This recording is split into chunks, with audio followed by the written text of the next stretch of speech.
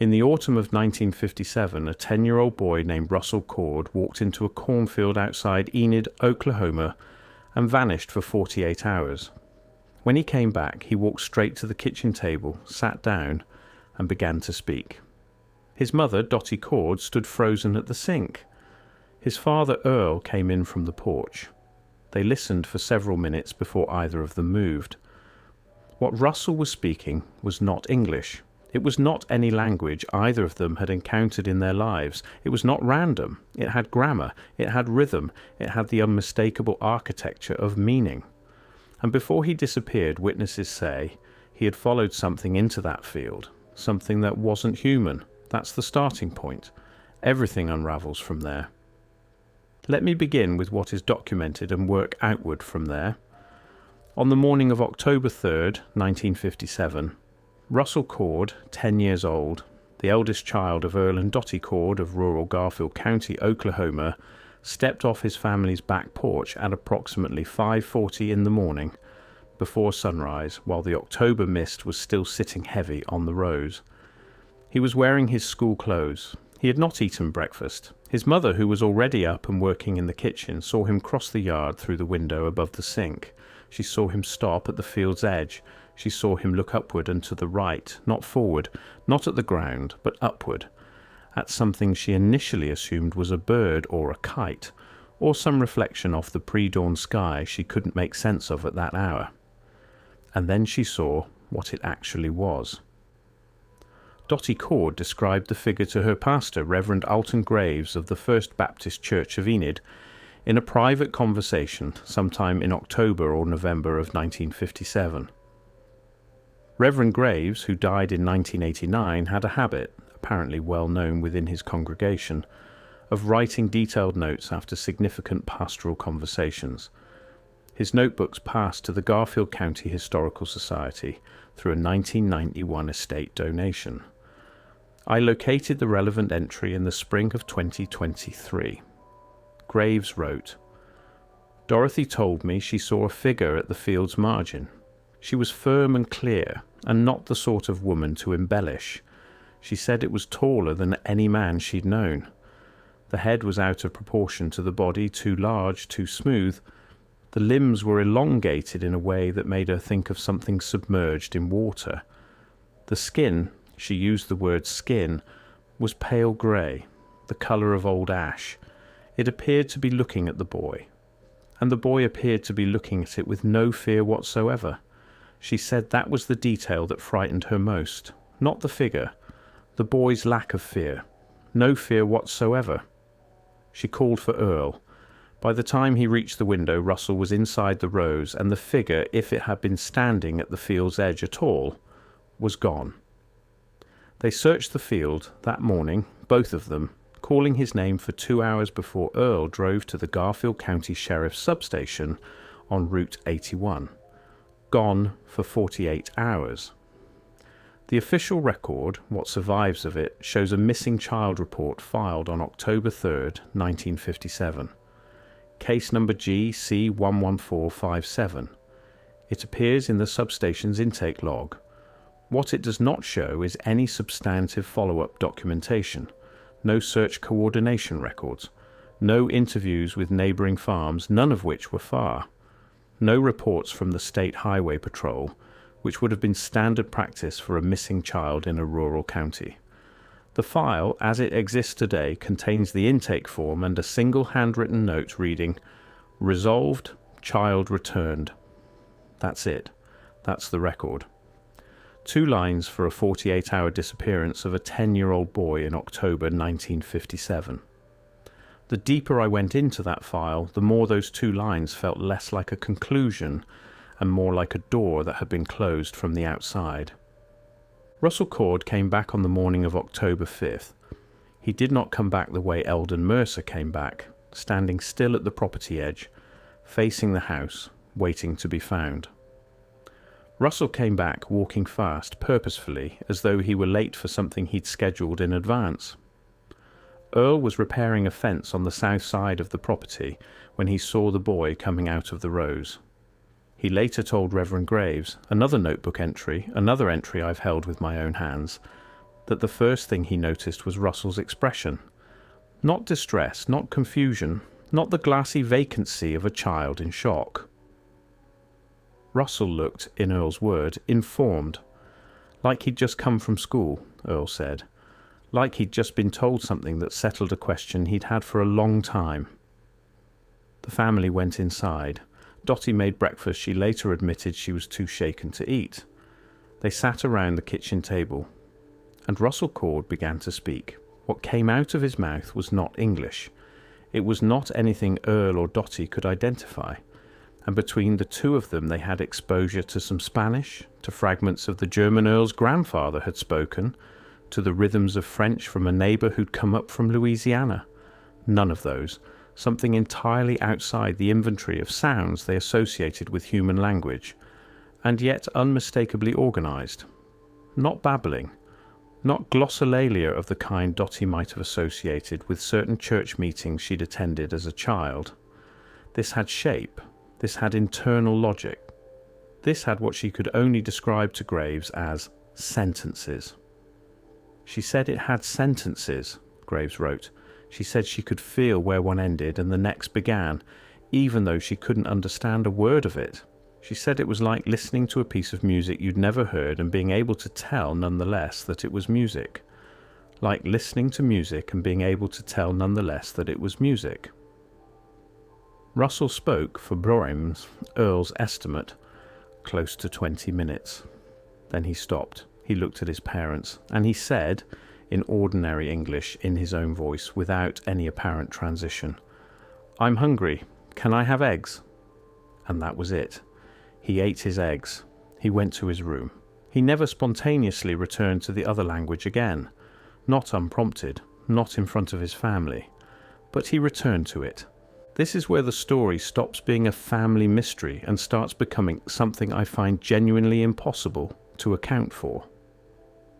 In the weeks following his return, Russell's teacher at Jefferson Elementary School in Enid, a woman named Mrs. Hargrove, whose first name I have not been able to confirm, contacted Earl and Dotty about a behavioural irregularity. Russell was, she said, writing things in his notebooks that were not classwork. Not doodling, not distracted drawings, not the ordinary wanderings of a bored 10-year-old mind. He was writing in a consistent, structured, apparently phonetic script that she had never seen before, and that bore no resemblance to any language she could identify. She had shown the examples to the school principal, a Mr. Dale Forsyth. Forsyth had shown them, she understood, to someone at the county level. She didn't know who. She thought the Cords should know. I want to stay with this detail for a moment, because here is what it implies. Within weeks of Russel Cord's return from a 48-hour disappearance, examples of a written, apparently constructed language were being circulated through the educational administrative structure of Garfield County. And at some point, those examples reached someone whose title and affiliation Mrs. Hargrove either did not know or was not told. Who was that person? What did they see in Russell's notebook pages that made them worth escalating? And, this is the question I cannot dismiss, what happened to those pages? I contacted the Enid School District's Archives Office in 2022. Jefferson Elementary closed in 1971, and its records were transferred to the district's central office. The district's archivist was courteous and thorough. She located a student file for Russel Cord covering the years 1956 through 1958. The file contained his enrollment information, his attendance records, and 2 report cards. It did not contain any notation about an unusual behavioural incident. It did not contain any reference to a meeting with the principal. It did not contain, needless to say, any examples of the script. Not missing in the sense of misfiled, missing in the sense of never having been placed there. The evidence suggests something larger than a school administrator's curious moment with a strange child's notebook. It suggests that what Russell wrote was taken seriously enough to be extracted from the paper record before that record could be read by anyone who came looking later. And that's where the shape of this becomes impossible to ignore. In 1961, 4 years after Russell's return, a linguist named Dr. Harmon Price, then an associate professor at the University of Oklahoma in Norman received a package through the university mail. He described this package in a letter to a colleague, a Dr. Frederica Baines at the University of Chicago, in November of 1961. That letter is in the University of Chicago's archive. I found it through a search of Baines's collected correspondence, which was donated to the university library in 1988. The package, Price wrote, contained 12 pages of handwritten script. No cover letter, no return address. A Norman postmark. The pages contained what appeared to him to be a consistent orthographic system, meaning a writing system with internal rules that did not correspond to any known linguistic family. He noted specific features: a left-to-right directionality, a set of what appeared to be base characters modified by diacritical marks, and a consistent use of spatial grouping that suggested word-level and phrase-level structure. He had, he told Baines, never encountered anything like it. "I have shown these pages to 3 colleagues," he wrote, "and none of us can place it. It is not a cipher of any known language. It is not a constructed language of the type one encounters from eccentric correspondence. It has the quality of something that grew, something with a history, an evolution, a community of speakers, rather than something invented. A community of speakers. I want to be transparent about the evidentiary chain here because it is imperfect. I cannot prove with certainty that the 12 pages Price received were Russel Cord's school notebook pages. The timing is suggestive. 4 years is a long gap, though not an inexplicable one if the pages spent time in administrative hands before someone decided, for whatever reason, to route them to an academic. The Norman postmark places the origin in the same state, and the description of the script's characteristics, phonetic, structured, internally consistent, matches what Mrs. Hargrove reported seeing. But I cannot close that gap with documents that exist, and the reason I cannot close it is that Dr. Harmon Price's academic file at the University of Oklahoma, which I requested through the university's records office, shows that he resigned his position in December of 1961, 1 month after writing to Baines for what the file describes as personal reasons. His personnel record contains no further detail. His subsequent whereabouts are unclear. He did not publish again in any linguistics journal that I can find. Frederica Baines's subsequent letters in the Chicago archive contain no further mention of him. He received those pages in the fall of 1961. He told a colleague about them, and then he stepped sideways out of the documented world, quietly and completely, within 30 days. The pattern repeats with an unsettling uniformity. Contact with whatever Russel Cord brought back from that field, followed by a clean, quiet disappearance from the record. Not death, not scandal, just absence. Just the clean removal of a thread before it can be pulled. Russel Cord did not follow the path of Eldon Mercer into total silence. That is the crucial difference between these 2 cases, and it is a difference I've spent a long time thinking about. Russel spoke. He finished school, studied agricultural management at Oklahoma State University in Stillwater, married a woman named Helen Prater in 1969, and farmed a modest operation in Garfield County until the late 1980s. He was, by all accounts from the people I spoke to who knew him in those years, a quiet but functional man. Friendly enough, kept to himself more than most. Had a quality, his wife Helen told me, of always seeming to be listening for something that wasn't in the room. Helen Cord agreed to speak with me in 2023. She was 78. Russell had died in 2019. She said he told her about the field incident on their 3rd date, not as a confession, but as a practical disclosure, as though it were a medical history she deserved to know before proceeding. He told her he had followed something into the field. He told her he had been somewhere for 2 days that he could not describe in English. He told her that when he came back he had known for a period of several months how to speak what he called the other one, the other language, but that it had faded the way a dream fades, not all at once, but in segments. one phrase disappearing at a time until only traces remained. He said the worst part, Helen told me, was that the fading felt like a loss, like losing a second language you'd grown up with. He said it wasn't like forgetting. It was like being prevented, like the vocabulary was still there, behind something, and he just couldn't reach it anymore. Like being prevented. Not forgetting. Prevented. I want to sit with that word because I think it matters. Forgetting implies a passive process, implies natural decay, neurological erosion, the ordinary entropy of memory. Prevented implies an active mechanism, implies something applied from the outside, implies a door that was not simply allowed to close but was closed by something at a particular moment, for a reason.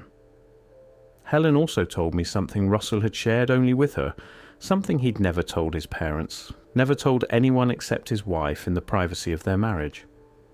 He said that during the 2 days in the field, he had not been alone. He had been with, she searched for the right word, and then used the one he had used, students. Others, not the beings themselves, other children. 3 or 4 of them, he'd thought, though he couldn't be precise. Children from what felt like different times, different eras. Children who spoke when they arrived in the languages of wherever they'd come from, and who left speaking something new, a classroom, an intake, a curriculum. What are the implications of that? If Russel Cord's account has any relationship to what actually occurred in that field, and I am not telling you it does, I am asking you to sit with the possibility, then we are not looking at isolated incidents of contact. We are looking at something organised, something repeated, something with a pedagogical intent, not random encounters, a programme. Because here's what I found when I went looking specifically for cases that resembled Russell's. Not the silence cases, not the Eldon Mercer pattern, but the language cases, the returns accompanied by speech, rather than its absence. In September of 1954, a 12-year-old girl named Vera Hutchins disappeared from her family's property near Muskogee in eastern Oklahoma. She was gone for 3 days. When she came back, she spoke, briefly and apparently fluently, in a tongue her parents could not identify before lapsing back into English. The case was documented in a single paragraph in the Muskogee Phoenix, dated September 19, 1954. The paragraph is cautious, almost embarrassed. It notes the disappearance and return, and includes the phrase, exhibited unusual speech patterns upon return, which subsided within hours. That's everything. That's the full weight of the newspaper's attention. In June of 1960, 3 years after Russell, 3 years before the Kansas cases, a boy named Clarence Adler, age 11, vanished near Altus in Jackson County, Oklahoma. Gone for 2 days, came back speaking something unfamiliar. His older brother, a man named Roy Adler, who was living in Lawton when I tracked him down in 2022, told me that Clarence had spoken something like music and something like math at the same time for approximately a day after his return before dropping back entirely into English. Roy was 17 when this happened. He remembers it with the precision of someone who was old enough to be frightened and young enough to have had no framework for the fear. He said his parents never discussed it afterward. My mother acted like it didn't happen, he told me. Like if she didn't name it, it would stay in the category of things that didn't happen. 3 Oklahoma cases, rural settings, children between 10 and 13, disappearances measured in days, return accompanied by fluency, however brief, in an unidentifiable language, and then either suppression by the family, suppression by the local record, or both simultaneously. 3 cases I found. How many I didn't find. This raises something that I consider the most troubling implication of everything I've uncovered. If there are 3 documented Oklahoma cases and 4 documented Kansas cases from this period, all sharing the same core structure, all subject to the same pattern of official disinterest, followed by administrative omission, what is the actual scope? What exists in Arkansas, in Nebraska, in the rural expanses of Missouri and Iowa, and the Texas Panhandle. What is in the records of small county sheriff's offices and rural school districts across the American interior, waiting for someone to look at it as a pattern, rather than as individual anomalies? Because that's what this becomes once you look at it the right way. Not a collection of strange stories, but a distribution. A geographic and temporal spread that looks less like random occurrence and more like something that follows a logic we don't yet have the framework to understand. Once that shape resolves itself, you cannot make it dissolve again. It stays. It accumulates. Russel Cord spent 62 years with the memory of a language he could no longer speak. Helen told me that in the last years of his life, when his health was declining and he slept more than he was awake, he would sometimes murmur in his sleep. Not English, not anything she recognized. She said she started recording these murmurs on her phone in the last months because she couldn't explain why, because something in her knew they mattered. She played me 12 seconds of one of the recordings over the phone in the spring of 2023. What I heard was structured, rhythmic, unmistakably intentional in its sonority, even filtered through sleep and age and a phone speaker. It sounded like nothing I could place. She said she sent a recording to the University of Oklahoma's linguistics department in the fall of 2022, asking if anyone could help her identify it. She never received a response, not a rejection, not a referral, not a polite note explaining that the sample was too brief or too degraded for analysis. Nothing. The silence was total, and it arrived immediately, and it has not broken. What is in that 12 seconds of audio? What did Russel Cord's sleeping mind reach back for, past 6 decades of English and marriage and farming and ordinary life, and pull forward into sound? What was preserved in whatever part of the human mind stores things that were placed there by something other than experience? And why? If this is nothing, if this is a sick man dreaming in gibberish, why did a 12-second phone recording sent to a university linguistics department produce the same quality of response as a letter to the FBI or a FOIA request or a school district archive query? Nothing. Immediate and complete and seamlessly unbroken nothing. Is it possible that what the beings communicated to these children was not incidental, not a side effect of encounter, not a contamination, not a malfunction? Is it possible that language was the point? That what was passed into Russel Cord and Vera Hutchins and Clarence Adler in those fields in those days was precisely and deliberately a linguistic payload, something intended to be carried, to be held, to be preserved in whatever substrate of the human brain can hold a thing it was never built to hold? And if the language was the message, if the language was the transmission, what was it transmitting? Was it a record, a set of instructions, a key to something that requires a speaker to unlock it? Was it a story? Was it, in some taxonomy we don't have the cognitive architecture to understand, a warning? And if it was a warning delivered in a language no human institution would touch, would study, would allow to be examined in any official capacity, what does that tell you about who the warning was meant for? And what does it tell you about who was not meant to receive it? I don't know what walked out of that Oklahoma cornfield with a 10-year-old boy in October of 1957. I don't know what it gave him and what it took from him when it sent him back. I don't know why the language faded the way it did, in segments like a signal degrading with distance. Distance from what? From where? From when? I don't know why the same shape appears in county after county, in summer after summer, in child after child, across a decade of American interior silence that the record refuses to hold. I don't know what Russell was murmuring at the end of his life, reaching backward across 60 years to something that was placed in him before he had the language for language itself. But I know that Helen Cord still has the recording on her phone. I know that she plays it sometimes. I know that she cannot explain why it makes her feel, she says, like something is almost within reach. The field outside Enid is still there. The rows are still planted every spring. And every October, when the stalks are high enough, you cannot see what's standing in them until it's already very close. That's the part that stays with me. You cannot see what's standing in them